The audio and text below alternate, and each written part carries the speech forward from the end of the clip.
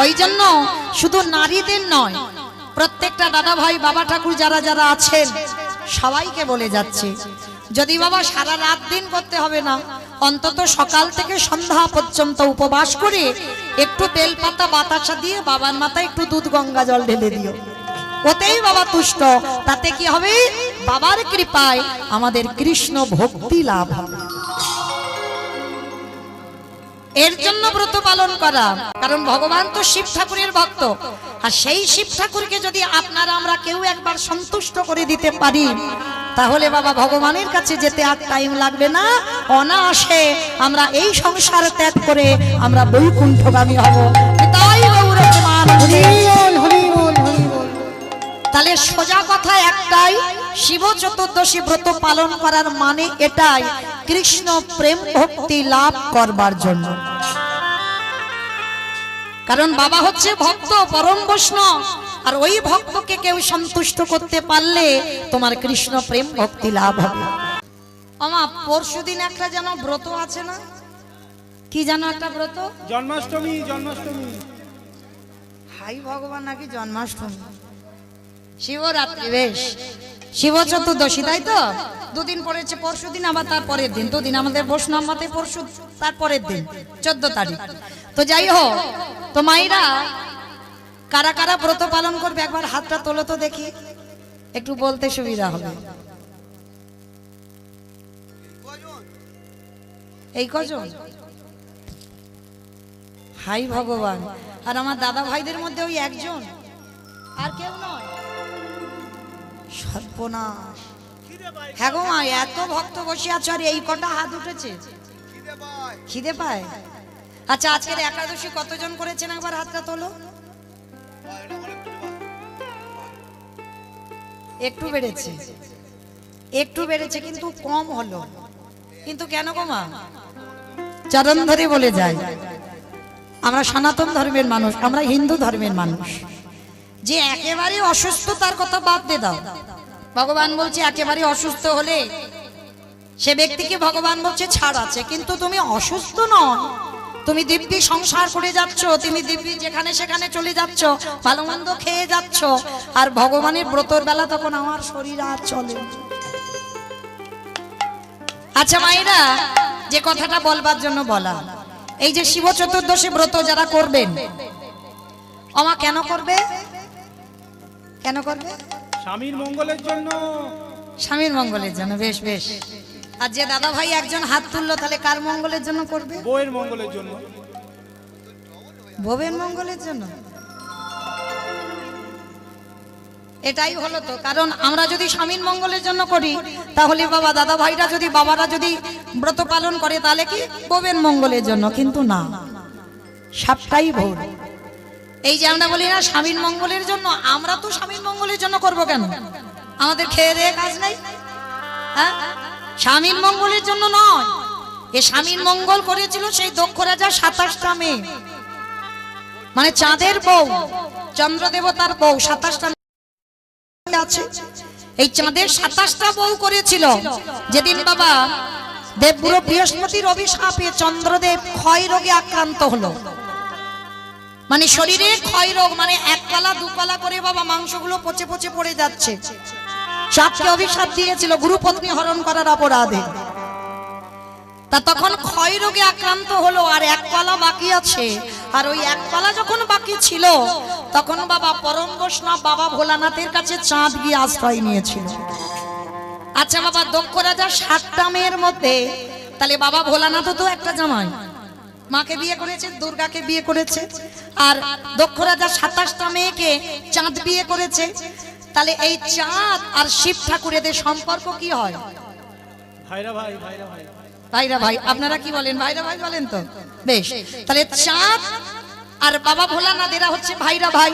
তা এইবার চাঁদ তো এক পালা বাকি আছে, মানে আর একদিন গেলে হরিবল হয়ে যাবে চাঁদ। এইবার চাঁদ গিয়ে দাদার কাছে গিয়ে বলছে, দাদা এই ব্যাপার, আমার দেবগুরু বৃহস্পতি অভিশাপ দিয়েছে, আমার ক্ষয় রোগে আক্রান্ত, মানে আমি আর বাঁচবো না। তা বাবা ভোলানাথ বাবা, এমনিতে তো নাম তার আশুতোষ, একটুতে যদি কেউ কান্নাকাটি করে একটু বায়না ধরে, অল্পেতে সন্তুষ্ট, একটু বাতাস আর বেলপাতা দিতে হবে। ও বেটা সন্তুষ্ট হয়ে যাবে। তাই এইবার ওই যে চাঁদ এক কলা বাকি আছে, চাঁদকে নিয়ে বাবা বলছে দাঁড়াও তোমার কিছু হবে না। পরম বৈষ্ণব বাবা ভোলানাথ একেবারে জটার ভিতরে চাঁদকে রেখে দিয়েছে। মানে ওই জায়গাটা ঠান্ডা তো জায়গা। আমার ঠান্ডা কেন গো? আরে এসি কেন থাকবে? ওই জায়গাতে তো একটা মেয়ে আছে না, কি জানো তার নাম? গঙ্গা, পতিত পাবনী গঙ্গা। আর ওই জায়গাটা মানে এত জ্বালা যন্ত্রণা হচ্ছে চাঁদের শরীরে, এক কলা চাঁদকে নিয়ে বাবা জটার ভিতরে দিল, যার জন্য বাবার একটা নাম হলো চন্দ্রশেখর। আবার অনেকে বলছে বাবাকে শশী শেখর, বাবার নাম অনেক। তা এই যে চাঁদকে রেখে দিল এক কলা, আর নামাতে কিন্তু পারবে না, কারণ যদি নামিয়ে দেয় তাহলে চাঁদের মৃত্যু হয়ে যাবে। এইবার 27টা মেয়ে তো জানে স্বামী বেঁচে নেই, কেঁদে কেঁদে একেবারে বাবা ভোলানাথের কাছে এসেছে। জামাই বাবু হয় তো জামাই বাবুর এসে পা দুটো জড়িয়ে ধরে 27 জন কাঁদছে। জামাই বাবু জানি না স্বামীটা জ্বালা যন্ত্রণায় ছটফট করতে করতে ঘর থেকে বেরিয়ে গেল, কোথায় গেল খুঁজে পাচ্ছি না, আমার মনে হয় এতদিন আর স্বামী বেঁচে নেই। জামাই বাবুর সঙ্গে কথা বলছে, আর কথা বলতে বলতে হঠাৎ দেখে না বাবা চাঁদ মাথার উপরে বসে আছে। 27টা মেয়ে সঙ্গে সঙ্গে দেখা মাত্র ছমছে উঠেছে। কি জামাই বাবু তুমি আমাদের স্বামীকে ধরে রেখেছো, দাও নামিয়ে দাও, কারণ ওই স্বামীর জন্য আমরা পাগলিনীর মতো খুঁজে বেড়াচ্ছি, পাচ্ছি না, দাও নামিয়ে দাও। বাবা ভোলানাথ বলছে দেখো শালি, তোমরা 27 জন যদি আমার প্রাণটা নিতে চাও আমি এক্ষুনি দিয়ে দেব, তোমরা 27 জন যদি আমার কৈলাসটাকে চাও আমি এক্ষুনি দিয়ে দেব, কিন্তু অসম্ভব, আমি চাঁদকে নামাতে পারবো না। জামাই বাবু তার মানে কি আমরা 27 জন একাকী কাটাবো, আর কোনোদিন স্বামীকে ফিরে পাবো না? পাবে। বৈকুণ্ঠপতি নারায়ণ এসে আদেশ দিল পাবে, পাবে, তোমাদের স্বামীকে আবার পাবে। কি করতে হবে? চলে যাও তোমরা প্রভাস তীর্থে। ওই প্রভাস তীর্থে গিয়ে দ্বিতীয় দিন যাবে, তৃতীয় দিন জলটা তুলবে, আর চতুর্দশীর দিন তোমরা 27 জন এসে আমার বাবার ওই জটা চাঁদ যেখানে আছে ওই চাঁদের মাথায় মানে বাবার মাথায়তে জলটা দাও। আর যখন তোমরা প্রভাস তীর্থ থেকে জল এনে ঢালবে, তার পরের দিন থেকে 1 কলা 2 কলা 3 কলা হতে হতে আবার চাঁদ পরিপূর্ণ হবে, আবার তোমরা ফিরে পাবে। আবার 15 দিনের মধ্যে আবার চাঁদ ক্ষয়ে যাবে, ওই 1 কলা চাঁদ পরম বৈষ্ণব বাবার মাথায় রয়ে গেল। ওই জন্য স্বামীর ক্ষয় রোগ থেকে বাঁচাবার জন্য সেই দিনটা ছিল চতুর্দশীর দিন। দক্ষ রাজা 27টা মেয়ে স্বামীর প্রাণ ফিরে পাওয়ার জন্য এই দিন 27 জন মেয়ে প্রথম ব্রত পালন করেছিল। আর সেই দিনটাকে আপনারা আমরা সবাই বলি কি স্বামীর মঙ্গলের জন্য ব্রত, কিন্তু না, চাঁদের নয় ক্ষয় রোগ হয়েছিল, আমাদের স্বামীদের কি ক্ষয় রোগ হয়েছে? তাহলে স্বামীদের জন্য ব্রত নয়, তাহলে কিসের জন্য ব্রত? ভালো করে শুনে নাও মা, ব্রত হচ্ছে একটাই কারণ, সরাসরি তো আমরা ভগবানের কাছে যেতে পারবো না, অত সৌভাগ্য অর্জন করিনি, আগে ভক্ত চরণ ধরতে হবে। আর যদি তাড়াতাড়ি তুমি ভক্ত কৃপা পেয়ে যাও, খুব তাড়াতাড়ি তুমি বৈকুণ্ঠ যাওয়া হবে। যার জন্য পরম বৈষ্ণবকে আরাধনা করে আমার ভগবান। ভাবতে পারছেন তাহলে কত বড় ভক্ত? তাহলে বাবার নাম হচ্ছে মৃত্যুঞ্জয়। কিন্তু মা এই যে পরশু দিন আমরা ব্রত করব, বাবা তো কলিযুগে আসেইনি। এসেছে কি? সত্য ত্রেতা দাপরে এসেছে, কলিতে নয়। কলিতে হয়েছে অদ্বৈত আচার্য গোসাই। কিন্তু আমরা কলির মানুষ, কেউ সেটা পালন করি না, কেউ করি না। এখানে কেউ হাত তুলতে পারবেন না যে আমরা অদ্বৈত সপ্তমী পালন করেছিলাম, কারণ এইটাই হচ্ছে শিব ঠাকুর কলিযুগে আবির্ভাব তিথি। সেটা আমরা পালন করতে হয় বাবা, আমাদের গুরু মহারাজদের আদেশ। কিন্তু দেখো সেটা আমরা করছি না, কিন্তু শিব চতুর্দশী করছি। কিন্তু মনে রেখো মা, শিব ঠাকুর আসেনি। কেন আসেনি? এই কলিযুগে আসেনি, তার একটা মাত্র কারণ। কারণটা কি জানো? এই কারণের কথা জানতে গেলে সবাইকে একটুখানি যেতে হবে মহাভারত। এই মহাভারতে গেলেই আমরা সবাই প্রশ্নের উত্তর পেয়ে যাব। চলে এই মহাভারতে বাবা যুধিষ্ঠির মহারাজ করেছিল রাজস্বয় যজ্ঞ। আর এই রাজস্বয় যজ্ঞে আমার ভগবান কৃষ্ণ সবাইকে দায়িত্ব দিয়েছিল। আর যুধিষ্ঠির মহারাজ বলেছিল, কৃষ্ণ কৃষ্ণ তুমি সবাইকে দায়িত্ব দিচ্ছ, তুমি নিজে কোনো কাজ করবে না? ভগবান আমার একটু মুচকি হেসে বলেছিল, দাদা আমি সবাইকে একটা করে কাজ দিয়েছি, আর আমি আমার বেলা তো দুটো দায়িত্ব ফেলে রেখেছি। সে কি, সবাইকে একটা করে কাজ আর তুমি তোমার বেলা দুটো কাজ? ও কৃষ্ণ, কি কি কাজ করবে? বলে, জানো দাদা, আমার প্রথমবারেই কাজ হবে। এই যজ্ঞে যত যত ভক্ত আসবে, আমি কৃষ্ণ দয়াময় হয়ে সবার প্রথমে নিজের হাতে আমি তাদের চরণ যুগল ধৌত করে দেব। এটা হবে আমার প্রথম কাজ। আচ্ছা মায়েরা, এই জায়গাটা খুব মন দিয়ে শুনবে কেমন? ভগবান হয়ে আজকের পা ধোয়ার কাজ করছে কেন? একটা যজ্ঞে কি বাবা একটা দুটো লোক আসে? অনেক লোকের নিমন্ত্রণ তো। তাহলে যত যত লোক আসবে, সাধুগুরু বৈষ্ণবকে, নিচু জাত কে উঁচু জাত, ভগবান জাত বিচার করবে না, সবার পা ধোবাবে কেন? আপনাদের আমাদের চৈতন্য দান করে। ওরে কলির জি, তোদের বাড়িতে যদি সাধুগুরু বৈষ্ণব আসে, যদি গুরুজন আসে, সবার প্রথমে আমাদের মনুষ্য জীবনে কর্তব্য বাবা নিজের হাতে তাদের চরণ যুগল একটু ধৌত করে দেওয়া। এই নিয়মগুলো বাবা ছিল। এখন আমাদের মতো মেয়েরা আমরা মানতে চাই না, এগুলো বিশ্বাস করি না।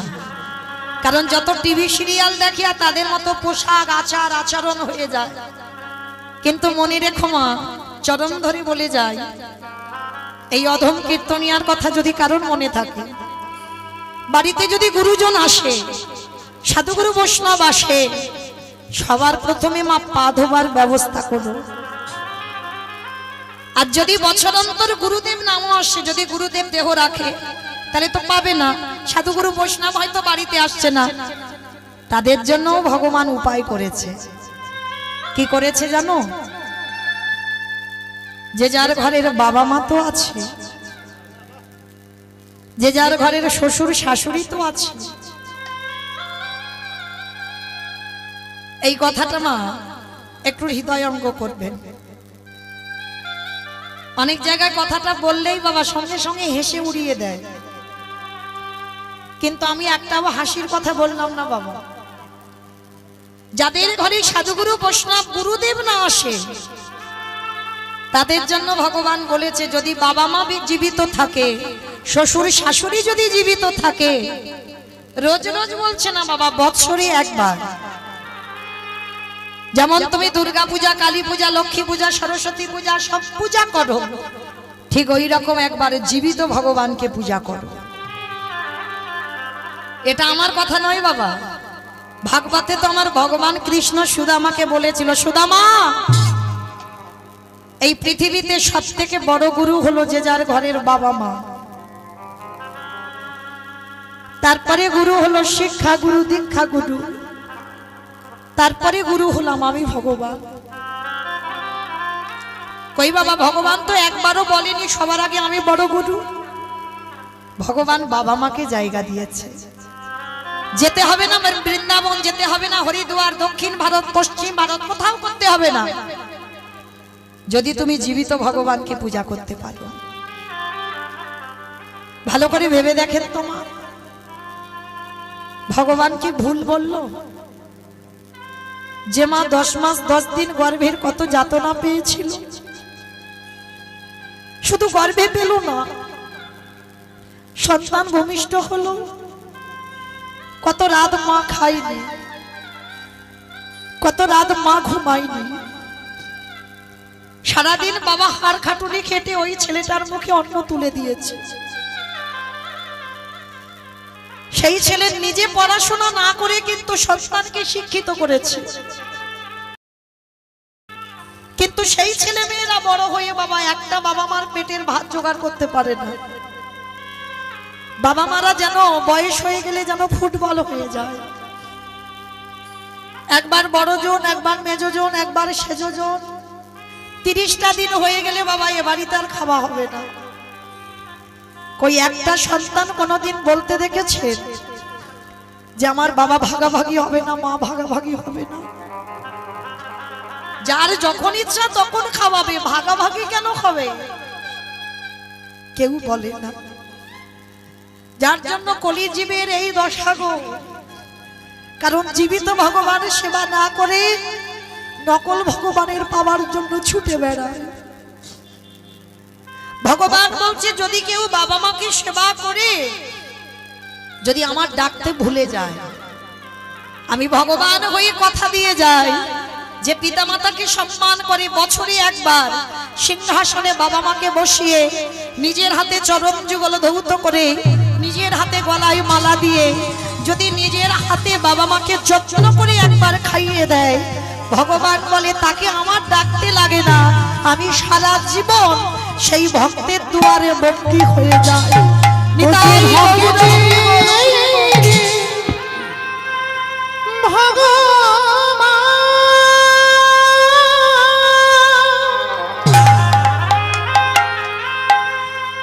ভঙ্কিত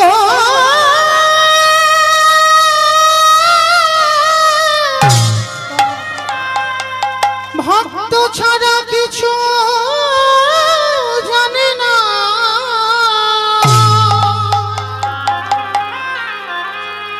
তাই তো যুগে যুগে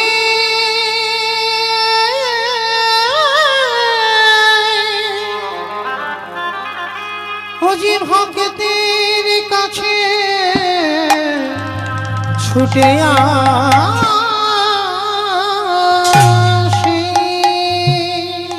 তাই সবার চরণে আমার নিবেদন, যাদের বাবা মা আছে, যারা হারিয়ে ফেলেছো বাবা, মৃত্যু পর্যন্ত কাঁদলে তো পাবে না। যাদের আছে একটু যত্ন করে আঁকলে রেখে দিও, খুব মূল্যবান সম্পদ গো। যদি একবার হারিয়ে যায়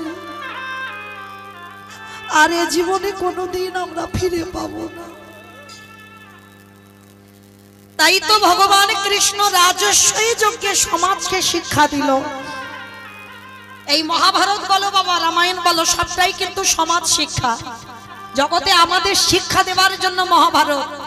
তাহলে ভগবান রাজস্বী যজ্ঞে ভক্তদের চরণ যুগল ধৌত করে সমাজকে শিখিয়ে দিল, আমি ভগবান হয়ে যে কাজ করছি আমাকে দেখে শিখে নে, তোরাও এই কর্ম কর।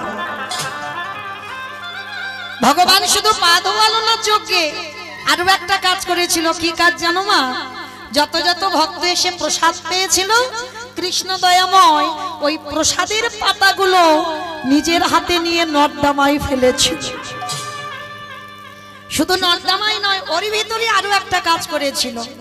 ওই যত যত ভক্ত প্রসাদ পেয়েছিল না, পাতাতে এঁঠোগুলো লেগেছিল, আর কৃষ্ণ দয়াময় ওই ভক্তের এঁঠোগুলো নিয়ে আজকে সারা গায়ে মাখছে। যুধিষ্ঠির আড়াল থেকে দেখতে পেয়েছে, কৃষ্ণ কৃষ্ণ এটা তুমি কি করছো?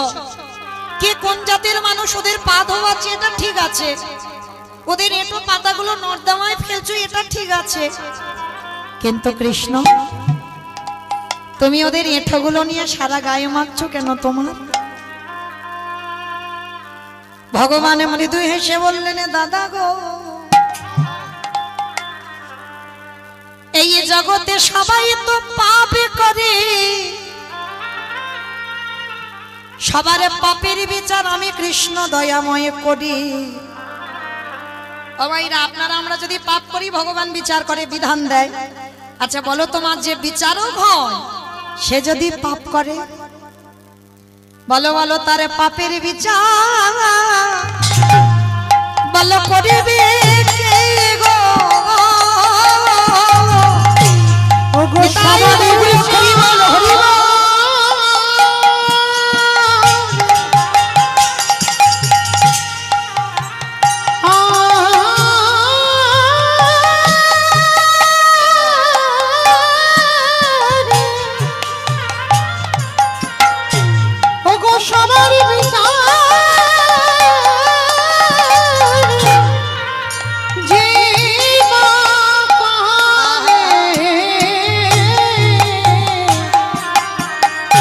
পাপের বিচার করিবে কে গো? ভগবান মৃত্যু হেসে বললেন দাদা গো, এই জগতে তো কেউ জানে না যে একবারে বিচারের জায়গায় বসে সবার বিচারে সে সমান সমান করে। মনে রেখো বাবা, ভগবানের বিচার একেবারে সূক্ষ্মাতি সূক্ষ্ম বিচার। কাকে কতটুকু দিলে যে ঠিক হবে ওটা আমার ভগবানের বিচার। কে জগতে দুঃখী থাকবে, কে জগতে সুখী থাকবে, এটা কোনো মানুষের জন্য হয় না বাবা। আমরা অনেক অনেক ভক্তরা ভুল ভাল সিদ্ধান্ত নিয়ে বলি না অমুকের জন্য আমার জীবনটা বরবাদ হয়ে গেল, না, একেবারে ভুল ধারণা। ভগবানের বিচার একেবারে সূক্ষ্মাতি সূক্ষ্ম বিচার। তোমাকে কতটুকু দিলে যে তোমার ভালো হবে সেটা ভগবান ভেবে রেখেছে। তোমার জীবনে কতটুকু কষ্ট দিলে তুমি ঠিক সহ্য করতে পারবে এটাও আমার ভগবান ভেবে রেখেছে। তা ভগবান তো বাবা সবার বিচার করে। তা ভগবান বলছে আমি আমার বিচার করি না? আমার বিচার যদি না করতাম কি বাবা ত্রেতা যুগে রামকে মরতে হলো, ভাগবতে কৃষ্ণকেও মরতে হলো, দেহত্যাগ করতে হলো, তাহলে সবাইকে যেতে হলো। কর্মফল কোনোদিন কাউকে ছাড়বে না। আর আপনারা আমরা তো তুচ্ছ, আমাদের ছাড়বে মনে করেছো? তাহলে ঠিক এই রকম কৃষ্ণ বলছে জানো দাদা, এই যে ভক্তের এঁঠোগুলো আমি গায়ে মারছি কেন জানো দাদাই? আমি যে বড় বড় মহাপাপী, দাদাই বড় পাপী,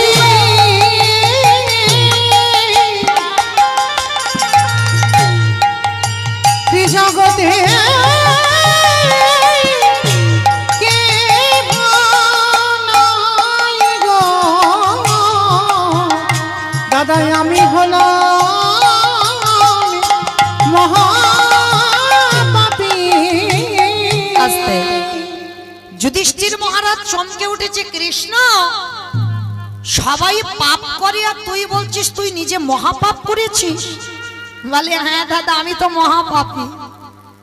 আচ্ছা কৃষ্ণ তুই কি এমন পাপ করেছিস? বলে জানো দাদা আমি পাপটা কৃষ্ণ হয়ে করিনি, করেছিলাম রঘুপতি রামচন্দ্রের অবতারে। রাম অবতারে পাপ করেছিস? কি পাপ? বলে কেন আমি নিজের হাতে একটা মুনিপুত্রকে হত্যা করেছিলাম। বলে সেটা আবার কে? বলে কেন বিশ্বের সবার মুনির ছেলে রাবণ। আপনারা জানেন অকাল বোধন দুর্গা পূজা করেছিল রাবণকে মারবার জন্য। নবমীর দিন রাবণ বধ হয়েছিল।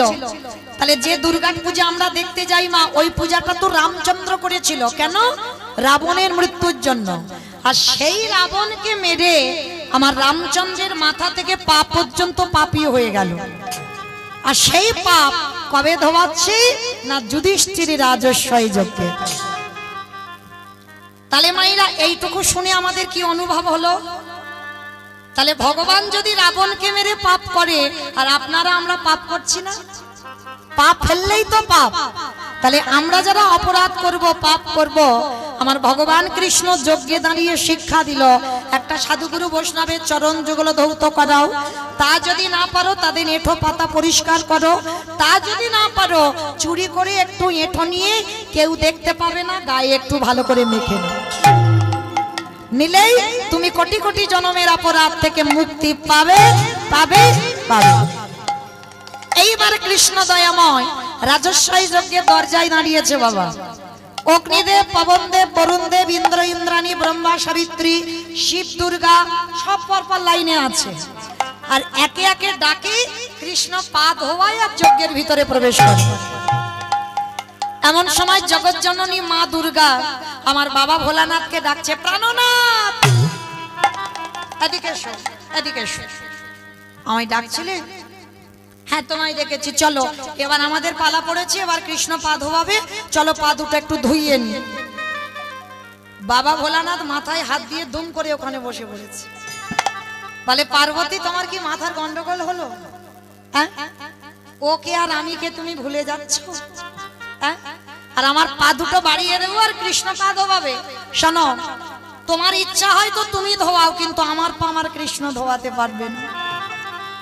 এইবার মা দুর্গাকে লাইনে দাঁড় করিয়ে রেখে বাবা মা আর বেলাইনে চলে গেছে আড়ালে। আর আড়ালে গিয়ে মনে মনে চিন্তা করছে কৃষ্ণের চোখে ধুলো দিয়ে যজ্ঞে ঢুকবো। আমার সম্ভব? মানুষ মানুষের সঙ্গে চালাকি হয়, মানুষ মানুষকে ঠকাতে পারে। আর যে ছেলেটা বাঁশি বাজাচ্ছে হয় কি গো, এই যে আমি কীর্তন গাইছি বাবা, দেখতে মোটামুটি সবাইকে পাচ্ছি, কিন্তু আমার চোখে ধুলো দেওয়া যায় সোজা। কিন্তু কে কীর্তন শুনছে, কে শুনছে না, কে গল্প করছে, কে হেসে যাচ্ছে, কে কেঁদে যাচ্ছে, আবার কে বসে বসে, আমি কিচ্ছু দেখতে পাচ্ছি না। কিন্তু যে বাঁকা করে বাঁকা হাতে, কি গো, খাতা কলমে তো হিসাব করে পৌঁছে দেবে সময় মতো বাড়ি। তাইবার লক্ষ্য করে দেখেন বাবা, ভগবান কি করেছে, নিচু হয়ে পা ধোবাচ্ছে সবাই ঘটিতে করে জল দিয়ে। আমার দাঁড়িয়ে দাঁড়িয়ে কি পা ধোয়ানো যায়? পা ধোয়াতে গেলে যা পা ধোবাবো সে ছোট জাত হলেও মাথাটা নিচু করতে হবে। তা কৃষ্ণ একবার করে পা ধোবাচ্ছে আর পায়ের মাঝখানটা ফাঁকা মতো দেখেছে। আর ভোলানাথ আড়ালে গিয়ে মনে মনে ভাবছে, দাঁড়াও বেটার ওই পায়ের তলা থেকে গলে আমি ভিতরে চলে যাব। মানে যজ্ঞর দরজাটা এমন করেছে কোথাও থেকে যাওয়া যাবে না। আর বাবা আড়ালে গিয়ে দুম করে একটা কুকুর হয়ে গেল। কেন কুকুর হলো? বাবা জগতে যত পশু পাখি আছে কুকুর হচ্ছে সব থেকে প্রভু ভক্ত। তাই আড়ালে গিয়ে কুকুর হয়েছে, মনে মনে চিন্তা করছে কৃষ্ণের চোখে ধুলো দিতে হবে, কিন্তু কি করে ধুলো দেব? দাঁড়াও। আর ভগবান মুচকি মুচকি হাসতে দেখেছো? এই বেটার পা ধোবাবো বলে আমি সেই রাম অবতার থেকে আমি পাপী হয়ে আছি, রাবণকে হত্যা করে কৃষ্ণ অবতারে কোন রকমে বৈষ্ণবের পা ধোয়ালে আমার খণ্ডন হবে। আর এ বেটা আমার চোখে ধুলো দেবে বলে আজকে কুকুর হয়েছে। বলে দেখাচ্ছি মজা, দাঁড়াও। এইবার ভগবান ইচ্ছা করে অন্যমনস্ক হয়ে গেছে। আর এই যে পা ধোয়াচ্ছে, পায়ের মাঝখানটা যেই না ফাঁকা মতো দেখেছে, আমার ভোলানাথ কুকুর ভগবানের সঙ্গে চালাকি করবে বলে সবে মাত্র মাথাটাকে, আর যেই না মাথাটা দেওয়া, ভগবান দুটো হাঁটু নিয়ে কুকুরের কানের কাছে চেপে। এইবার দেখ কেমন লাগে। এইবার যত কানের কাছে চেপে দেবে কুকুর কি করবে? কেউ কেউ করবে না, বারবার বলছে কৃষ্ণ ছেড়ে দে, কৃষ্ণ ছেড়ে দে, কৃষ্ণ ছেড়ে দে। বলে ছাড়বো বলে ধরি নাই। হে বৈষ্ণবী গোসাই, ও হে বৈষ্ণবী গোসাই, তোমার মতো বৈষ্ণবীর দুটো চরণ ধোয়ালে বোধহয় আমার কম হতো। তাই তো কৃপা করে তুমি আমার জন্য আরো এক্সট্রা দুটো জুড়ে দিয়েছো। আমা বুঝেছো? শিব ঠাকুরের কটা পা? দুটো পা। আর কুকুরের কটা পা? চারটে। ভগবান বললে হে বৈষ্ণব, তোমার মতো বৈষ্ণবীর দুটো পা ধোয়ালে আমার জীবনে কম হবে, ওই জন্য তো তুমি কৃপা করে আমার জন্য আরো এক্সট্রা দুটো জুড়েছো। এবারে দাহু দাহু চরণ তুমি বাড়াইয়ে দাও। হরে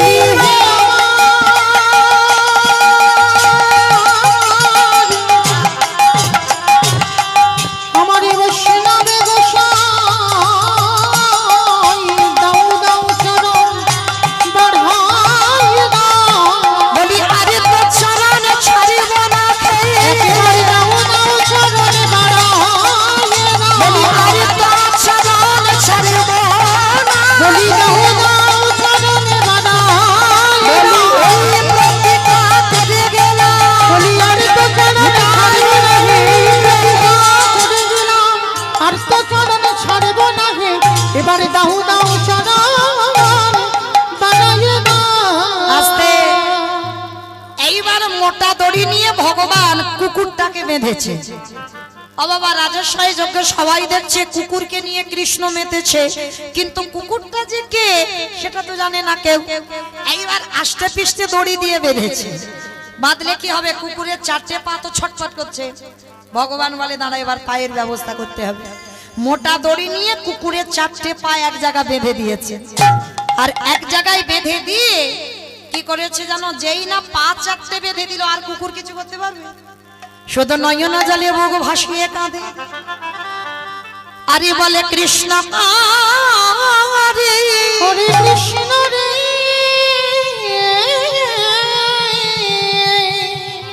তব চরণে বড় অপরাধ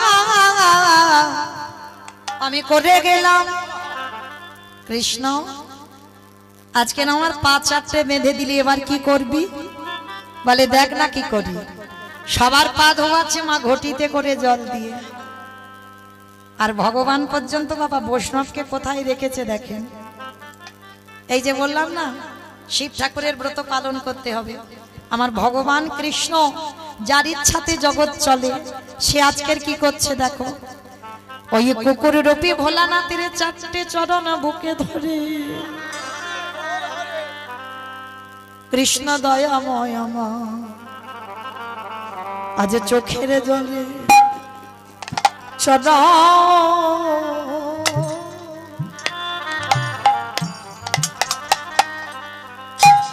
চরণ ধবা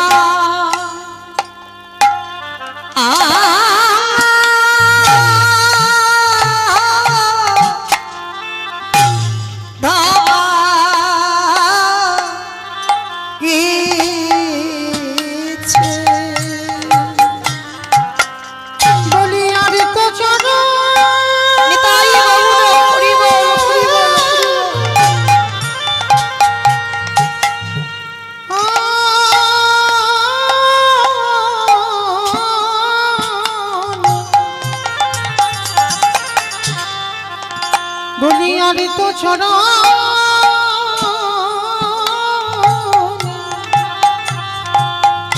চরণে ছাড়ে না হে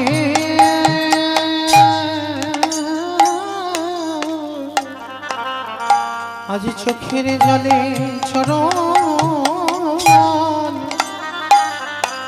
চরণে ধোয়া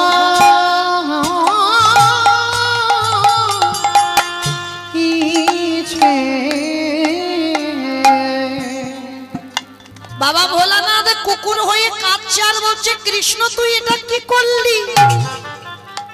তোর চোখের জল আমার মতো কুকুরের পায়ে দিলি, আমি কত অপরাধ করে ফেললাম বল। তবে কৃষ্ণ রে এই যে তোর চোখের জল আমার চরণে পড়ল,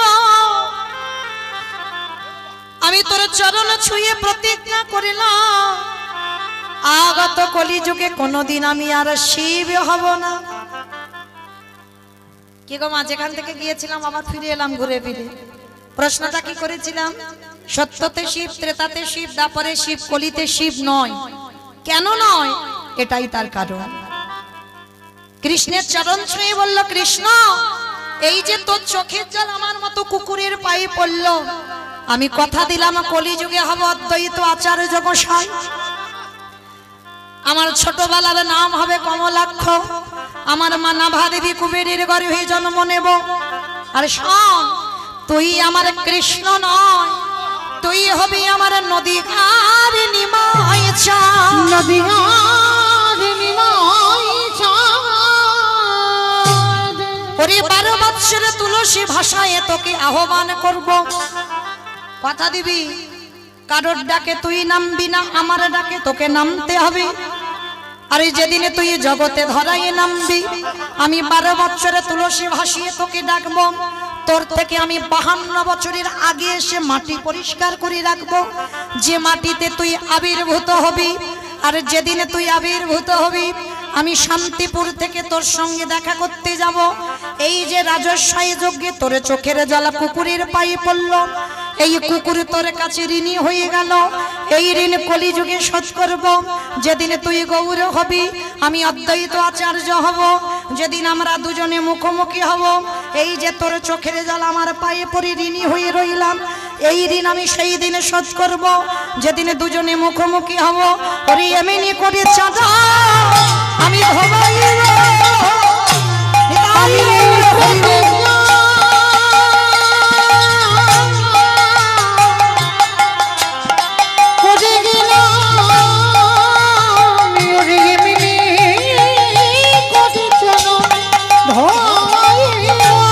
বলি কেটে ঋণ শোধ করিব, যেদিন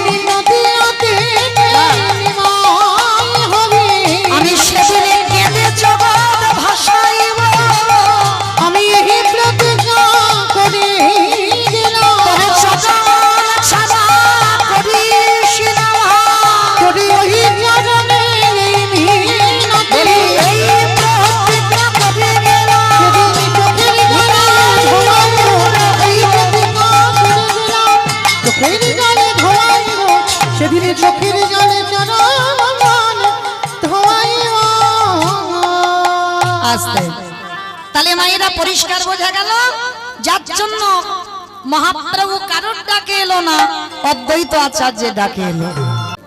তাহলে কৃষ্ণ যে কলিযুগে গৌর হলো কার ডাকে এসেছিল? শান্তিপুরীর মাটিতে বাবা বুড়ো অদ্বৈত আচার্য গোসাই। তবে মায়েরা আপনারা যেন কেউ ভেবে বসবেন না অদ্বৈত আচার্য আপনাদের গ্রামে কারোর নাম বললাম।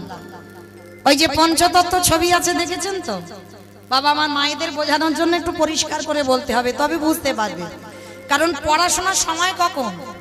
ছেলে পুলে মানুষ করব, তাদের রান্না করব, গোয়াল পরিষ্কার করব, বাসন কোসন মাজবো না পড়বো। তাহলে অদ্বৈত আচার্য গোসাইকেই পঞ্চতত্ত্ব ছবি যাদের বাড়িতে আছে দেখবেন, শ্রীকৃষ্ণ চৈতন্য প্রভু নিত্যানন্দ শ্রী অদ্বৈত গদাধর শ্রীবাস আদি গৌর ভক্তবৃন্দ।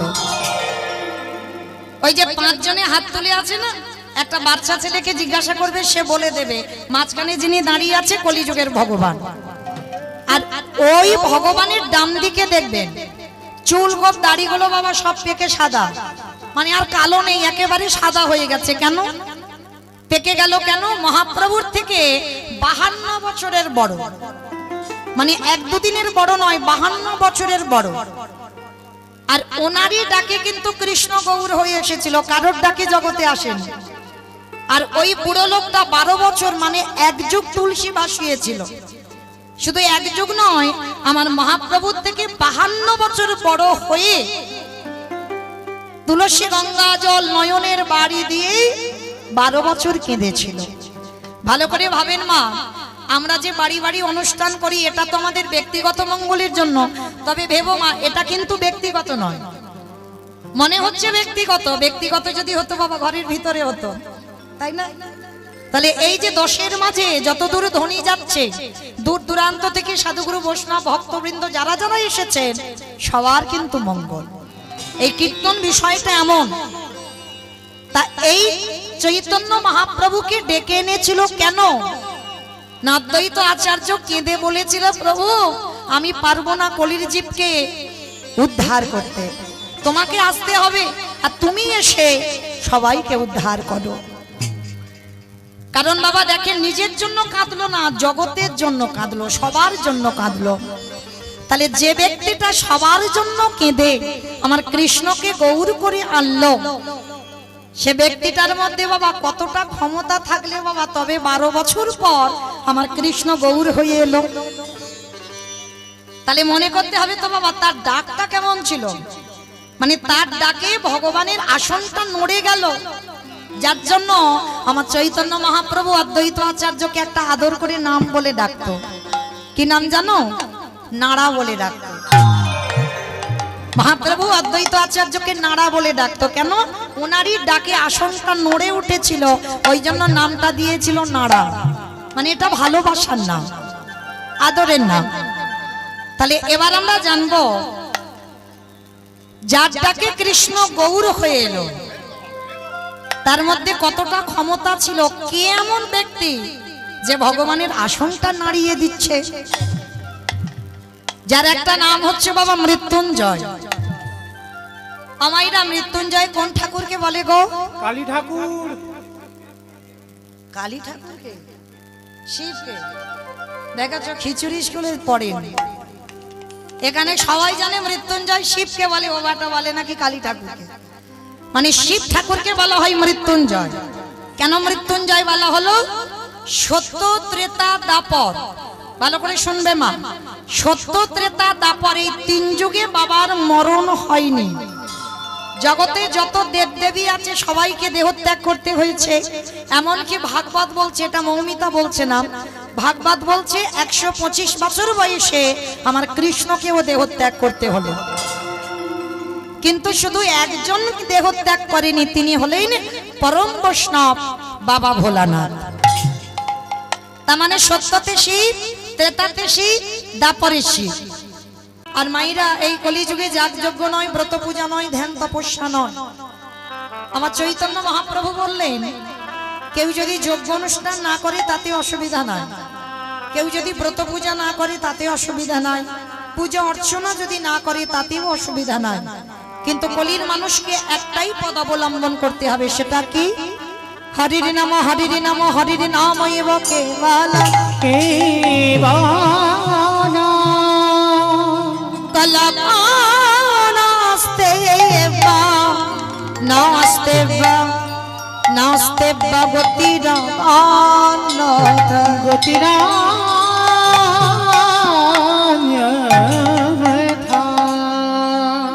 কলির মানুষের হরিনাম ছাড়া কোনো গতি নাই, কোনো গতি নাই, কোনো গতি নাই। আপনারা প্রশ্ন করবেন মৌমিতা, ও তো সব কীর্তনিয়ারা বলে যায়। যত যত কীর্তনিয়ার মুখে কীর্তন শুনবেন সব কীর্তনিয়ারা ওই একটাই কথা বলে, হরিনাম করো, হরিনাম শোনো, একাদশী করো, ভগবানের চরণে তুলসী দাও, তুলসী গাছে জল দাও। ও ছাড়া কলির মানুষ ও ছাড়া কলির মানুষের কোনো গতি নাই। কিন্তু বাবা এই যে কীর্তনিয়ারা বলবে আর আপনারা শুধু কানে শুনে চলে যাবেন হবে না। সবার আগে বাবা যে জায়গাটায় বসেছেন ওই জায়গাটাকে জানতে হবে কি জায়গা। আপনারা মনে মনে করছেন মৌমিতা উঁচু জায়গাতে দাঁড়িয়েছে, কিন্তু না। যারা শাস্ত্র জ্ঞানী বাবা, যারা তত্ত্ব জ্ঞানী, তারা কোনোদিন বলবে না যে আমি উঁচু জায়গাতে দাঁড়িয়েছি। আপনারা উঁচু জায়গাতে বসেছেন, আমি নিচুতে দাঁড়িয়েছি। নববিধা ভক্তির মধ্যে দেখেন বাবা, আগেই তো বলছে শ্রবণম, পরে বলছে কীর্তনম। আগে কীর্তনের জায়গা দেয়নি বাবা, আগে শোনার জায়গা দিয়েছে।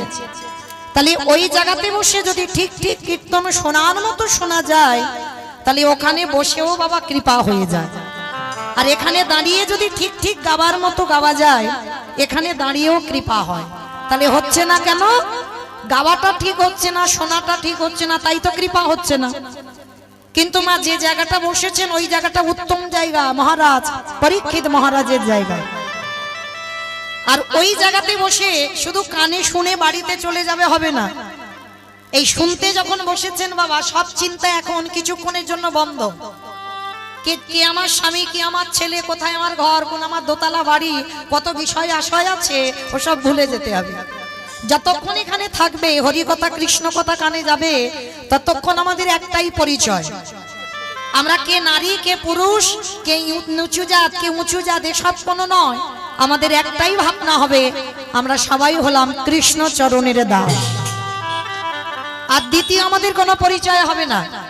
তাহলে এখানে সবাই যখন আমরা কৃষ্ণ দাস, কে নিচু কে উঁচু নয়, কে শিক্ষিত কে অশিক্ষিত এগুলোও নয়, তাহলে আমরা কৃষ্ণ দাস যখন মা, তাহলে কীর্তন শুনতে বসলে আগে একটু হৃদয়ঙ্গ করতে হবে। এই যে কীর্তনিয়ারা বলে যাচ্ছে মা হরিনাম ছাড়া কোনো গতি নাই, ভালো করে বিচার করে দেখবেন বাবা, হরিনাম ছাড়া কি গতি আছে? যে যত বড় ধনী হোক না কেন, যার যত টাকা থাকুক না কেন, যার যত অর্থ থাকুক না কেন, কেউ যদি বাবা সারা জীবনটা দিল্লি বোম্বে কাটায়, কেউ যদি সোনার পালঙ্কে ঘুমায়, কেউ যদি টাকার বিছানায়ও ঘুমায়, তবু মনে রাখতে হবে মা শেষের দিনে এরা তোমার কেউ আপন নয়। যে যত তাড়াতাড়ি জানবে বাবা, তত তাড়াতাড়ি তার মঙ্গল হবে। যারা এখানে গীতা ভাগবত জ্ঞানী বসেছেন বাবা, তারা ভালো করে বুঝবেন, পৃথিবীতে যা যা কিছু দেখছো সব অনিত্য বস্তু। আর নিত্য বস্তু যদি থাকতে হয়, সেটা হলো আমার গৌর গোবিন্দ চরণ, ওটাই হলো আমাদের নিত্য বস্তু। তালিমাইরা সকাল থেকে আর সন্ধ্যা পর্যন্ত আমরা কি করি? ছেলে আমারে, মেয়ে আমারে, জায়গায় আমারে, জমি আমারে, বিষয় আমারে, বৈভব আমার। কিন্তু যতই আমারে আমারে করো না কেন, বাঁশি যদি বেজে যায় পড়ে থাকবে সরকারি খামার। এসেছো একা যাবে একা।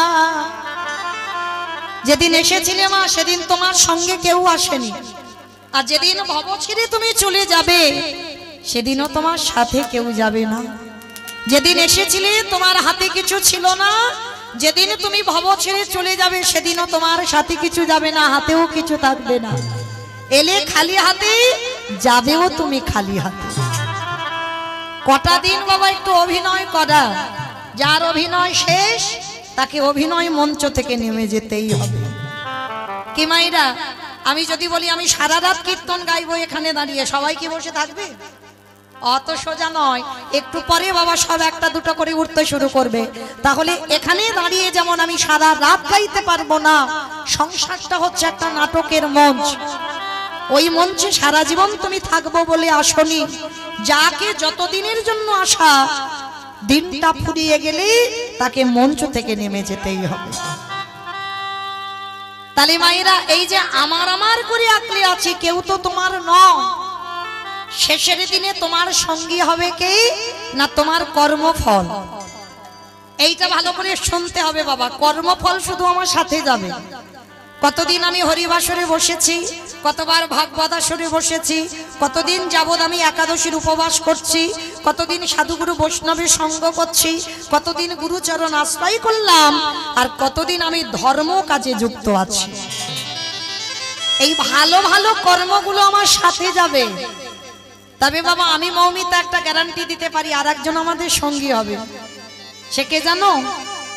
জানি না আপনাদের এই এলাকায় নিয়মটা আছে কিনা। কি বাবা, এটা বর্ধমান তো? বর্ধমান, বেশ।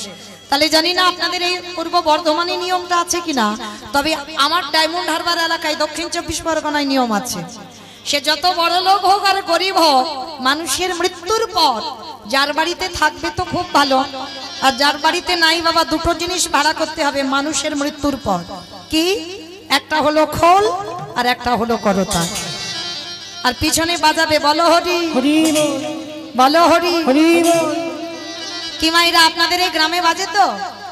বাহ, তাহলে একটু বুঝতে সুবিধা হয়। তাহলে এই জায়গাটা একটু ভালো করে বিচার করবেন। যখন ঠাকুর বিসর্জন করতে যাচ্ছ, তখন তোমার ডিজে বক্স বাজাচ্ছ। কি মা আপনাদের গ্রামে বাজে না? এখানেও বাজে? আমি ভাবলাম বোধহয় আমার ওদিকেই বাজে। আমার ওইদিকে বাবা এমন বিসর্জনের সময় ডিজে বক্স বাজবে না, হার্ট যেন এক্ষুনি ব্লক হয়ে গেল। মানে যদি মানুষ অসুস্থ থাকে সে তো হরিবোল হয়ে যাবে। মানে এমন ধুমধারাক্কা বাজনা বাজবে আর এমন নাচানাচি হবে। তাহলে ভালো করে এই জায়গাটা একটু বিচার করবেন। ঠাকুর বিসর্জন যখন করতে যাচ্ছ, তখন তুমি লরিতে করে বক্স বাজিয়ে যাচ্ছ। আর যেদিন আমাদের দেহ বিসর্জন হবে, একটা কি লরিতে করে বাবা ডিজে বাজি গেলে হতো না?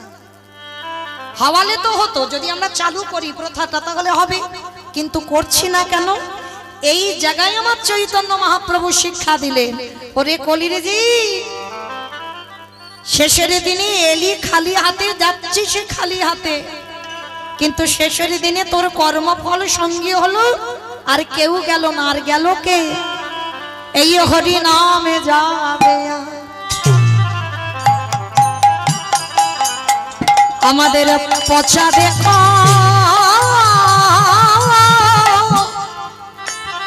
দেহ যাবে যেদিন তুমি ভাবো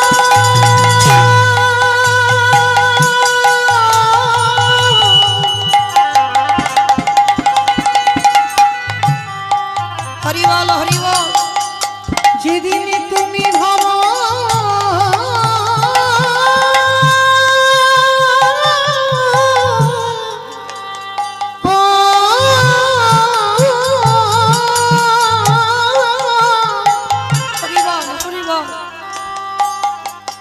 যেদিন তুমি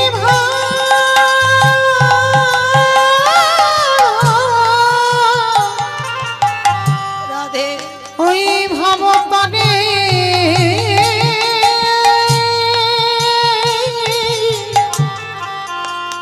পারে যাবে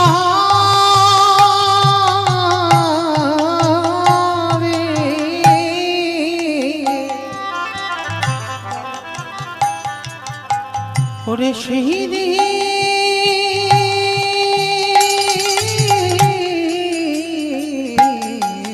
কেউ তোমার সঙ্গী নয়, কেউ নয়। সেই দিনে নামে যাবে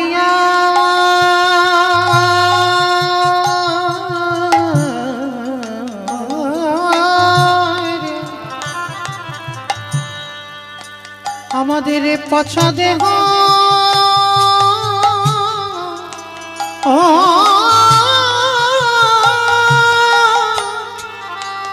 দেহ যাবে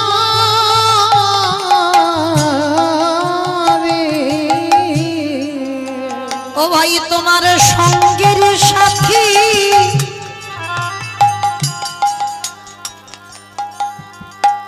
সাথী কেহ থাকবে না যেদিন খাঁচা ছেড়ে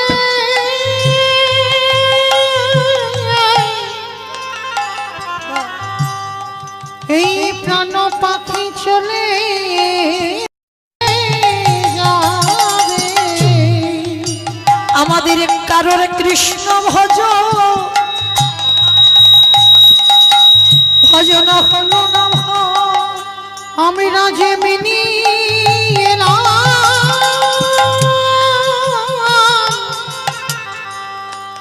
আমি রাতে মিনি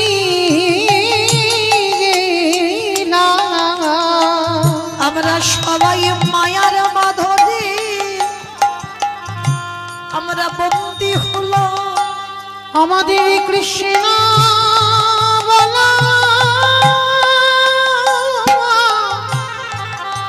হলো না ভাই।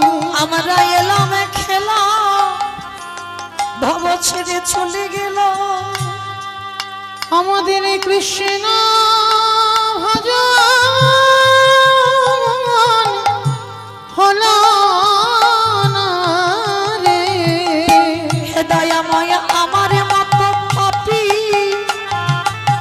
আরে কেহ না বলি এবারে আমায় উদ্ধার কর। তোমার পারে ঘাটাতে দাঁড়াই রইল তুমি যে পারে করতা দয়াল হরি। হে দয়াময় আমার কেশে ধরে টেনে নিও আমি যে মায়া মাঝে পড়ে আছি তুমি জানো আমার চরণে ছাড়া করো না দয়া তোমার ওই চরণে জানাই রাখিলাম। আমি তোমার ওই চরণে সবে সব দিলাম আমার দেহ মন প্রাণ জীবন যৌবন যেন চরণে ছাড়া ছড়া করো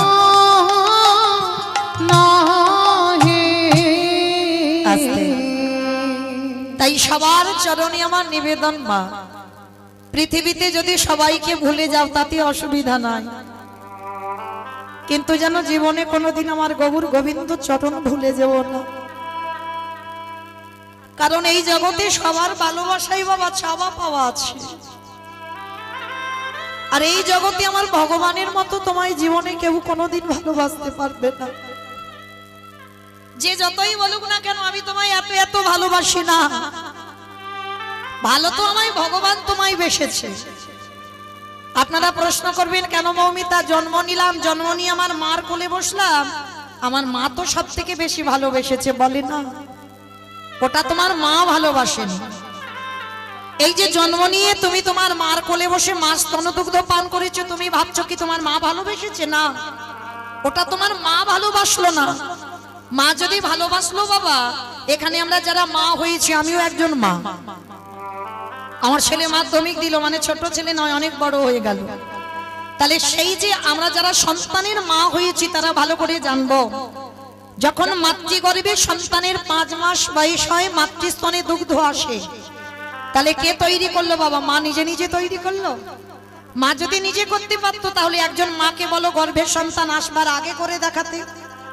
পারবে না তাহলে দিল কে গ্রাম প্রতিবেশী আত্মীয় পরিজন বন্ধু বান্ধব এসে দিয়ে গেল না তাহলে দিল কে বিশ্বের স্রষ্টা মালিক ভগবান তাহলে একদিনের একটা বাচ্চা জন্ম নিয়ে যে সে কি খাবে তার ভাবনাটা কিন্তু জগতে কেউ ভাবলো না না ভেবেছে তার মা না ভেবেছে তার বাবা আত্মীয় পরিজন তো দূরের কথা তাহলে ভাবলো কে আমার ভগবান তাহলে আমাদের আসবার আগে মাঝে আমাদের কথা ভেবে রাখে যে একদিনের বাচ্চা জন্ম নিয়ে সে কি খাবে কতটুকু লবণ কতটুকু মিষ্টি কতটুকু টক কতটুকু ঝাল কতটুকু পাতলা কতটুকু মোটা কতটুকু ঠান্ডা কতটুকু গরম দিলে একটা স্তনদুগ্ধ তৈরি হয়, আজ পর্যন্ত কোনো বৈজ্ঞানিক ভাবেনি, ভেবেছিল আমার বিশ্বের স্রষ্টা মালিক ভগবান।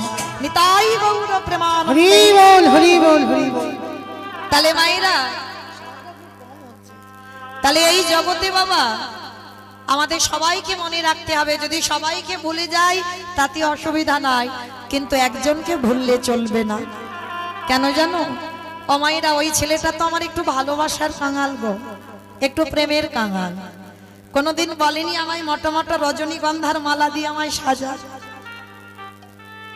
কোনোদিন ভক্তের কাছে দাবি করেনি আমার শ্বেত পাথরের মন্দির করে দে, কোনোদিন ভক্তের কাছে দাবি করেনি বাবা ভালো ভালো ফল মিষ্টির ডালা দিয়ে খেতে দে। তবে লালসা নেই বলা ভুল মা, ভক্তের কাছে একটা লালসা আছে ভগবানের। সেটা কি জানো? যেটা সবাই দিতে পারবে। ওরে কলিরি জ্ঞানন্ধজি, তোরা সংসার করবি বলে ধরায় গেলি, সংসার কর। কারণ কলিযুগে বাবা জানতে হবে সংসার ধর্ম বড় ধর্ম। সংসার বাদ দিয়ে ভজন নয়, সংসারে থেকে ভজন করতে হবে। তাহলে সংসারের মধ্যে থেকেও সারা দিনের মধ্যে একটুই আমার চরণে বসে যদি একজন ভক্ত যদি নয়ন জলে বুক ভাসিয়ে বলে কৃষ্ণ তোমার ভোলাম, আমার বলতে যা কিছু আছে তোমার চরণে দিলাম বলে, যদি একজন ভক্ত নয়ন জলে ভাসিতে পারে, আমার ভগবান কি করে জানো? সেই ভক্তির দুবারে দাঁড়ায়ে তার ভিতরে বাহি দুটোই আলো করে। যে জন্য কৃষ্ণ বলে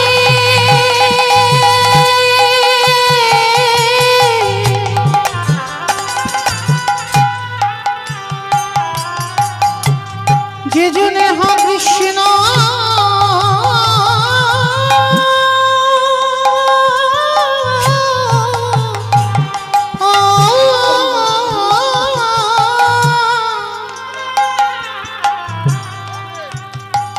যে জন্য কৃষ্ণ বলে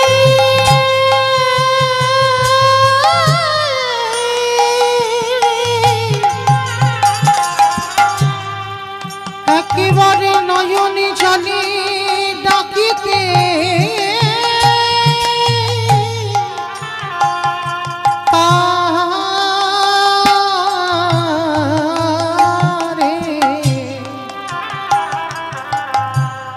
তারে ভেতরে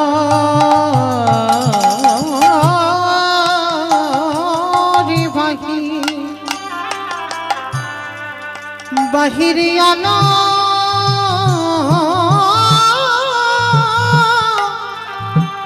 আলোক আস্তে মনে রেখো মা একটা কথা, বাহ্যিক জগতে যদি টাকা পয়সা ঘর বাড়ি হয় তোমার দেহের সুখ হবে। ভালো বাড়ি বানিয়েছো, ভালো আরামে থাকছো, টাকা জমিয়েছো, ভালো বাজার হাট করে খাচ্ছো, দামি দামি পোশাক পরছো, এটা তোমার দেহের সুখ হবে। কিন্তু বাবা পরমাত্মা রূপী ভগবানকে সুখ দিতে গেলে কি করতে হবে জানো? দেখবে বাবা নাচানাচি করার শ্রোতা অনেক পাওয়া যায়, হাসি ঠাট্টা তামাশা করবার শ্রোতা অনেক পাওয়া যায়, কিন্তু কৃষ্ণ বলে যদি তুমি একবার কাঁদতে পারো, কৃষ্ণ বলে যদি তুমি একবার নয়ন জলে ভাসতে পারো, সেটাই তো তোমার এই পরমাত্মা রূপী ভগবানের খাবার। এই যে বাহ্যিক জগতে যেগুলো খাচ্ছ ওটা তোমার ভগবান খাচ্ছে না। ভগবান খাবে কি না, যদি কোনো ভক্ত কৃষ্ণ প্রেমে যদি পাগল হয়ে কাঁদে, তাই গৌর হরি বল হরি বল হরি বল। আর এই কান্নায় যে সুখ পাওয়া যায়, তুমি অন্য কোথাও কোনো দিন এত সুখ পাবে না, এত শান্তিও পাবে না যে কৃষ্ণ নামে কাঁদতে পেরেছে। তো চলেন আজকের আমরা সবাই কীর্তনের প্রারম্ভে যে বাড়িতে আজকের এসেছেন আপনারা, যে বাড়িতে আমার মতো অধম কীর্তনিয়াকে নিমন্ত্রিত করে এনেছেন, আপনারা সবাই কৃপা করে ওদেরকে একটু আশীর্বাদ দিয়ে যাবেন। শুধু আজকের বলে নয়, মৃত্যুর আগের দিন পর্যন্ত যেন এইভাবে গৌর গোবিন্দ চরণে মতি থাকে। মাইরা ভালো করে বিচার করে দেখেন তো কি প্রয়োজন ছিল এত টাকা পয়সা খরচা করে প্রতি বছর। আমি শুনলাম এই 6 বছর হচ্ছে, মানে এই বছরটা নিয়ে। তাহলে এই যে প্রতি বছর আমি কীর্তন করাবো কেন? তাতে লাভটা কি হবে? কি বাবা, কলির মানুষ তো লাভ ছাড়া চলে না। তাহলে কিসের লাভ হচ্ছে? এত এত গাদা গাদা টাকা খরচা করে এই যে মাইক জেনারেটর প্যান্ডেল আমাদের মতো কীর্তনিয়া দেনে এনে ভক্ত সেবা দিয়ে তাতে লাভটা কি হচ্ছে? লাভ তো আছে। লাভ যদি না থাকতো বাবা আপনারা পাগলের মতো ছুটি আসতেন? কি গো মা, এখন তো মৌমিতার কীর্তন এখন মোবাইলে ঘরে ঘরে বিছানায় ঘুমিয়ে দেখতে পাবে। এই যারা এসেছে না ইউটিউব করতে, ওরা তো 2 দিন পরেই ছাড়বে, তাহলে দেখতে পাবে। তাহলে কিসের জন্য এসেছে? এটাই কৃপা। কারণ যার হৃদয়ে প্রেম ভক্তি আছে বাবা, যদি কানে একবার চলে যায় যে অমুক জায়গায় কীর্তন হবে, 5 মিনিট হলেও বাবা সে হরিবাসরে আসবে। যদি 5 মিনিট হয় তবু আসবে। কেন? জানতে হবে ভক্তি আছে কীর্তনে, এটা আমার চৈতন্য মহাপ্রভুর দেওয়া দান। তো মাইরা, তাহলে এই যে এত টাকা খরচা করি তাতে লাভটা কি হয়েছে জানো? শুনে নাও। গোলকে বসে আমার গোবিন্দ প্রতিজ্ঞাবদ্ধ, গোবিন্দের কাছে আমার রাধারানী বধূ, আগত কলিযুগে যদি আমার একজন ভক্ত হরিনাম যজ্ঞের জন্য কিছু অর্থ ব্যয় করে দেয়, সাধুগুরু বৈষ্ণব সেবার জন্য যদি কিছু অর্থ ব্যয় করে দেয়, তা আমার রাধারানী বলছে জানো বধূ, আমি আমার হৃদয় ভান্ডার থেকে কিছু ধন চুরি করে আমি তার ব্যাংকে দিয়ে আসি। আমাইরা কোন ধন? যে ধন চোরেরা চুরি করতে পারে না, যে ধন কোনোদিনই অপহরণ করা যায় না, যে ধন কোনোদিন লুট করা যায় না। ও মা, এ আবার কোন ধনের কথা বলছে? যে ধনের নাম হলো কৃষ্ণ প্রেম ধন। যদি অনুষ্ঠানের জন্য 2 লাখ টাকা খরচা হয়, আমার রাধারানী কিন্তু 4 লাখ টাকা ব্যাংকে দেবে না। তাহলে কোন ধন? যে ধন জগতে কেউ চুরি করতে পারবে না, যে ধন হচ্ছে কৃষ্ণ প্রেম ধন। আর এই কৃষ্ণ প্রেম ধন যদি তোমার একবার হৃদয়ে জেগে যায়, আরে বাচ্চিক জগতের কিছু ভালো লাগবে না, বাচ্চিক জগতের অর্থ প্রয়োজন হবে না।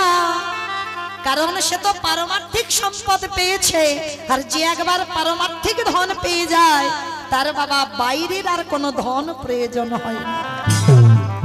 তাহলে আপনারা সবাই আশীর্বাদ দিয়ে যাবেন এই পরিবারে যারা কীর্তন করাচ্ছেন, ওদের যেন কৃষ্ণ প্রেম ভক্তি সম্পদ লাভ করতে পারে। নিতাই গৌর প্রেমানন্দে। হরি বল, হরি বল, হরি বল। তো চলেন মাইরা, অনেকক্ষণ তো সব দিক দিয়ে আমাদের বাধা বিঘ্ন গেল। এবার চলো একটু সবাই সন্ধ্যাবেলায় আমরা যাবো শ্রীধাম নদিয়া নবদ্বীপ ধাম।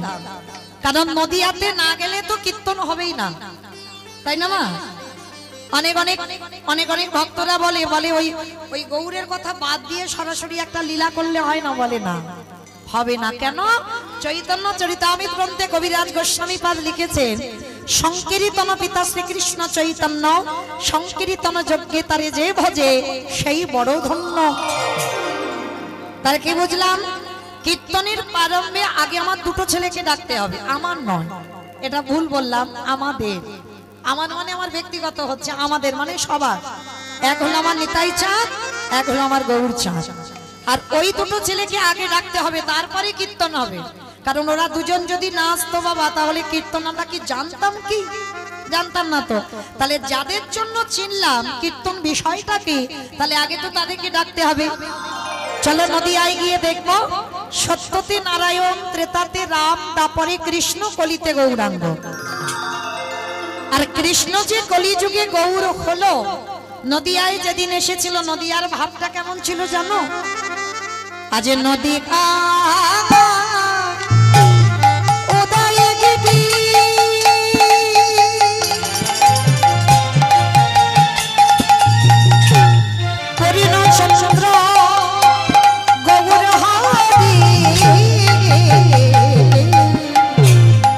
আজ নদিয়া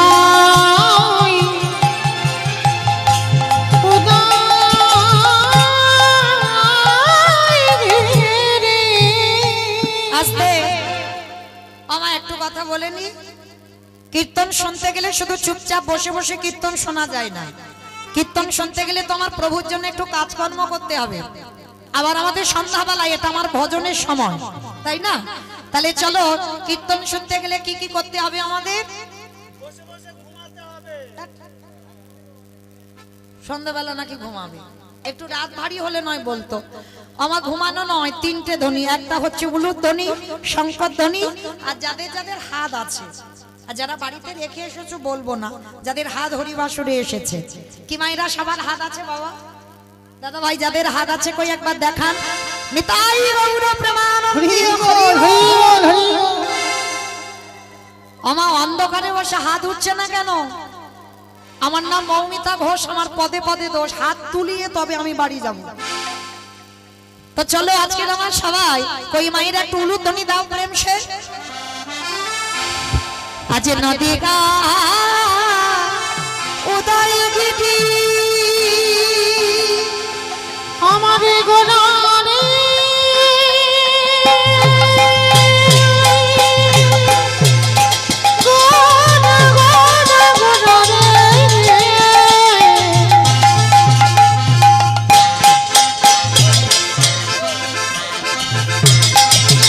আমারে গোরা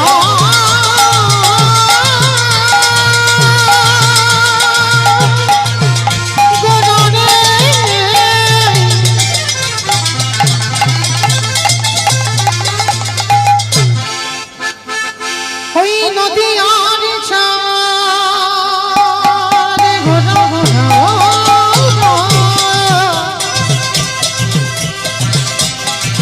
আমারে গোনা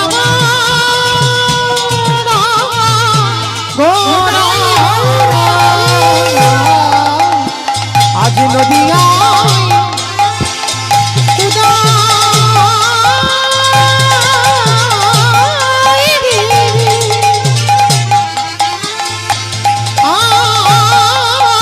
পূর্ণচন্দ্র গৌরী হরি কৃপা করে হইল যুদা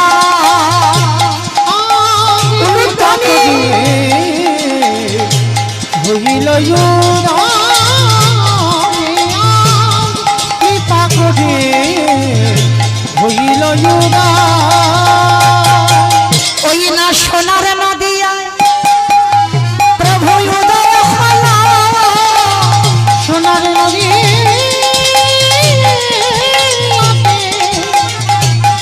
গৌরী ওই না কলির জীবী উদ্ধারিতে সোনার নদী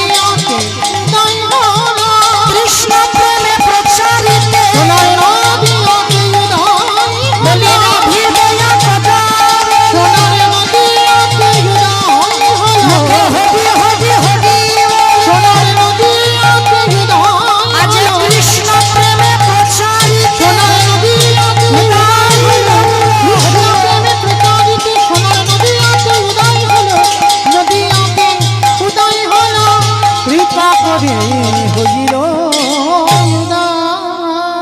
আস্তে। তাহলে নদিয়ার ভাগ্যাকাশে ব্রজেন্দ্র নন্দন কৃষ্ণ, কলিযুগে হয়েছে গৌরাঙ্গ। মায়েরা এবার চুপচাপ একটু শুনবে কেমন? আমি একটু বলবো। হরি বল। শুধুই এলো না, এসে কি করেছে জানো? আমার নিতাই চাঁদকে কাছে নিয়েছে। হ্যাঁ, নিতাই চাঁদকে কাছে নিয়ে কি করছে? নিতাই চাঁদকে বলছে যাও, কে চন্ডাল, কে মুচি, কে সুচি, কে ব্রাহ্মণ, কে বৈষ্ণব, কোনো দেখবে না, সবাইকে নাম দাও। আর নিতাই চাঁদ নবদ্বীপের অলিতে গলিতে গিয়ে কি করছে জানো? নিতাই যারে দেখে তারে বলে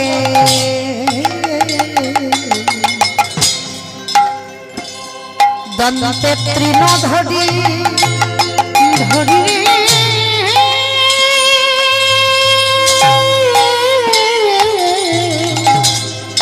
নিতাই যাবে রেখে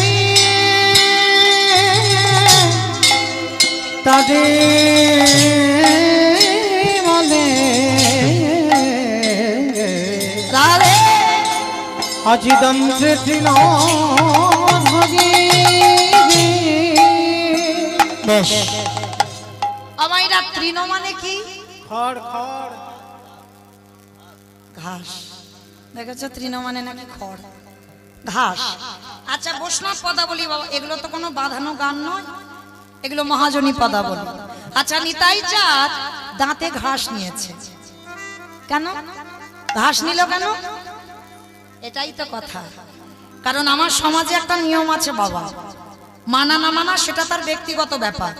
যখন দেখবেন গুরুজনেরা বসে, গুরুজনদের সামনে কথা বলতে গেলে বাবা তার স্বভাবটা যেন একটু নত ভাব হয়, দেখলে বোঝা যাবে বাবা আমিত্ব ভাব থাকলে হবে না, যেন স্বভাব একটু নত ভাব হয়। এটা আমার সমাজে নিয়ম, হয়তো অনেকে মানে আবার অনেকে মানে না, কিন্তু মহাপ্রভুর আমলে একটা নিয়ম ছিল। কি নিয়ম? যে গুরুজনদের সামনে কথা বলতে গেলে তোমাকে দাঁতে ঘাস নিতে হবে। আর দাঁতে ঘাস নিলে কি বুঝবি যে কথাটা বলছে সত্যি বলছে, বা কথাটা বলছে একটু বিনতার সহিত বলছে। তার নিতাই চাঁদ ওই জন্য জগতে সবার কাছে একটু নত হবার জন্য বিনতার সহিত দাঁতে ঘাস নিয়েছে। আর ঘাস নিয়ে কি করছে জানো? নবদ্বীপের অলিতে গলিতে যারে দেখে তার পদ ধরে বলে, তোদের ঘরে আমি বাসনে মেজে দেব, তোদের ঘরে আমি বাটনা বেটে দেব, তোরা যা বলবি আমি তাই শুনবো। কিন্তু তোদের একটা কাজ করতে হবে, আমার কিছু টাকা পয়সা দিতে হবে না, মাইনে দিতে হবে না, তোরা যা যা বলবি কাপড় কাচবো, বাসন মাজবো, রান্না করবো, বাটনা বাটবো, সব করে দেবো তোদের সংসারের কাজ। কিন্তু তোদের একটা কাজ করতে হবে। কি করতে হবে? তোরাই আমাদের, তোরাই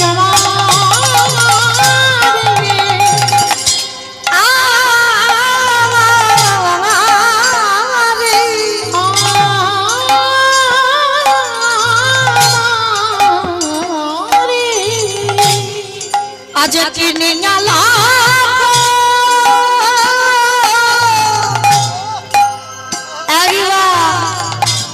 টাকা পয়সা চাই না, কি করবি বলো? গৌর হরি হরি তোরা আমারে কিনিয়া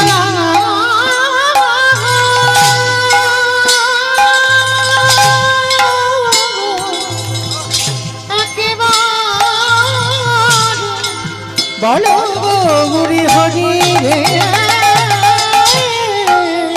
আস্তে আমা এই জায়গাটার নাম কি?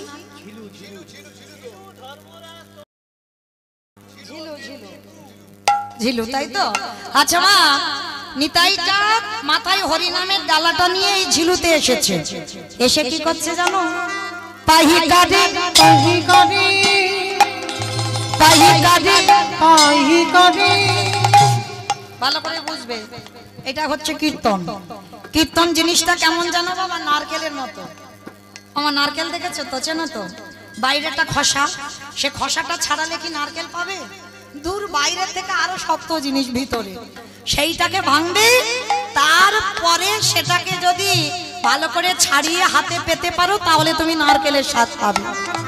কীর্তন হচ্ছে নারকেল, বাইরেটা খুব কঠিন, তলিয়ে বাবার নাম হলো তত্ত্ব, ভিতরে যেতে হবে। তাহলে নিতাই চাঁদ হরিনামের ডালাটা এনে কি করছে? আপনাদের ঝিলুতে এসে পাহি কাঁদে পাহি করে। আস্তে। আচ্ছা মা, আপনাদের এখানে চাষবাস টাস হয় তো? বেশ। আচ্ছা, ওই মাঠে থেকে সবজি তুলে যখন একসঙ্গে দেওয়া হয় এক জায়গাতে, তখন আপনারা কি বলেন?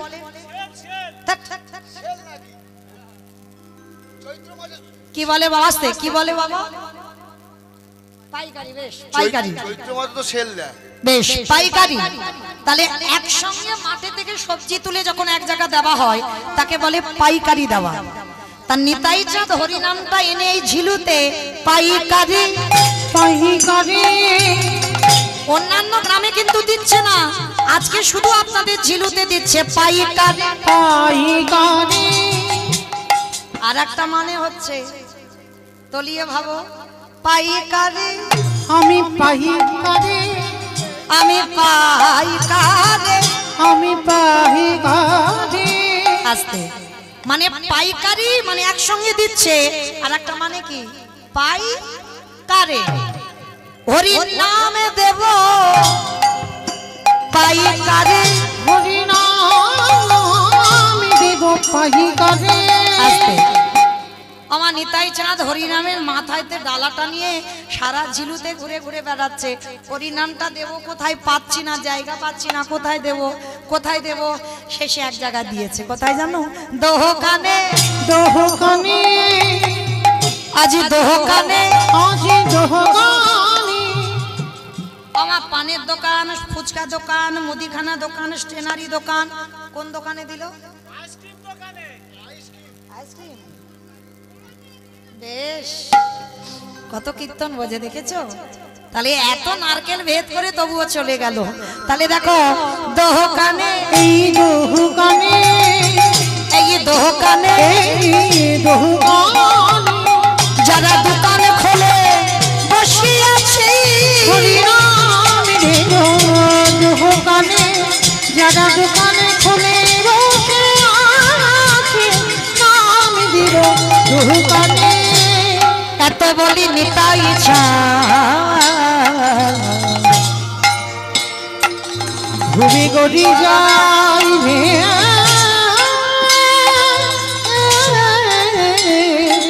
আহয়ত নিতাই চাঁদ ঘুরে গড়ি যাই রে। ওগো সোনারো, ওগো সোনার আহা, দু ভাইয়ের অঙ্গকান্তিটা দেখেছো? যেন কাঁচা সোনা। হলুদ বেটে যেমন রং দিলে যেমন হয়, আজ সোনারো, আজি সোনার সোনারো,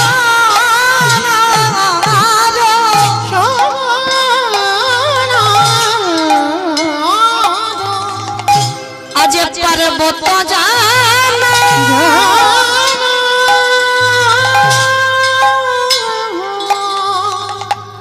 দেখো দৌলা তেলো লুটাই রে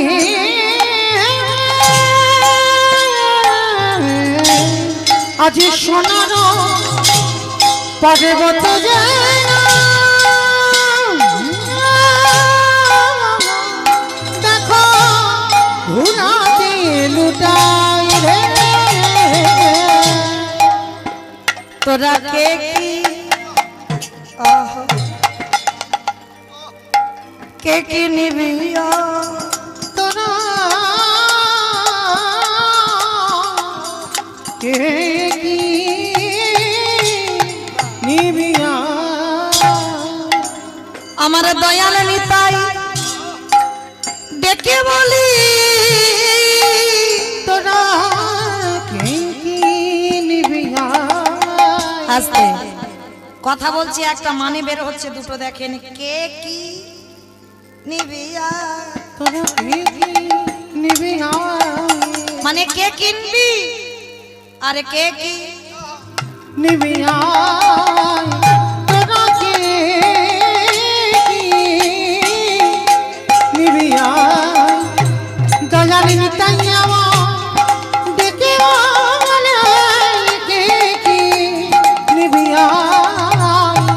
দাঁড়ে দাঁড়ে বিলাইছে, দাঁড়ে দাঁড়ে বিলাইছে ওই গোলকে অমূল্য ধান, দাঁড়িয়ে দাঁড়ে বিলাইছে বলি গোলকের অমূল্য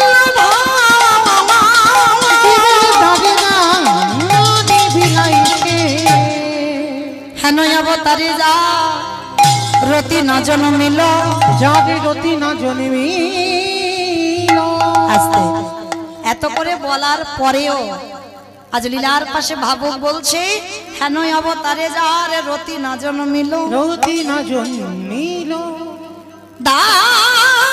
দাসিলোচন বলে সেই পাপী কত এলো আর গেল। কত এলো আর গেলো। দাসলোচন বলে সেই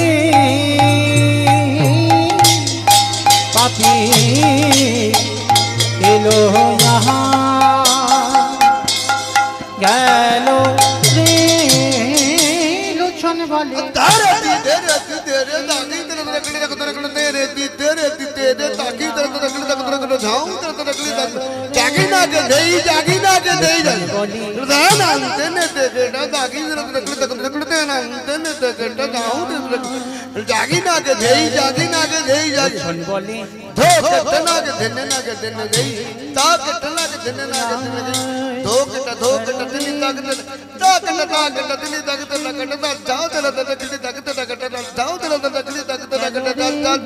বলে সেই পাপি এলো ইহা গেল রে লোচন বলে সেই পাপি এলো ইহা গেল রে লোচন বলে সেই পাপি এলো ইহা গেল রে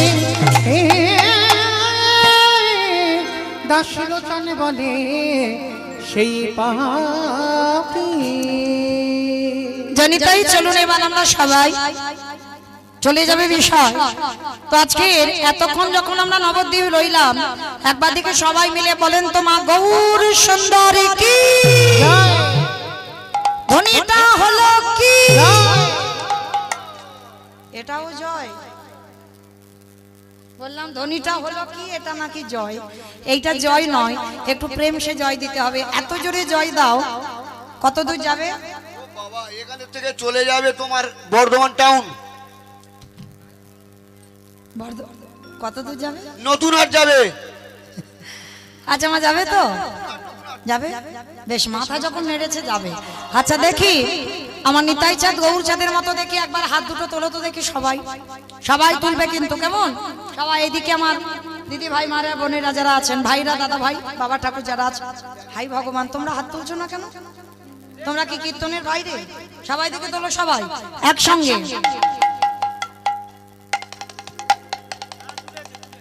বেশ,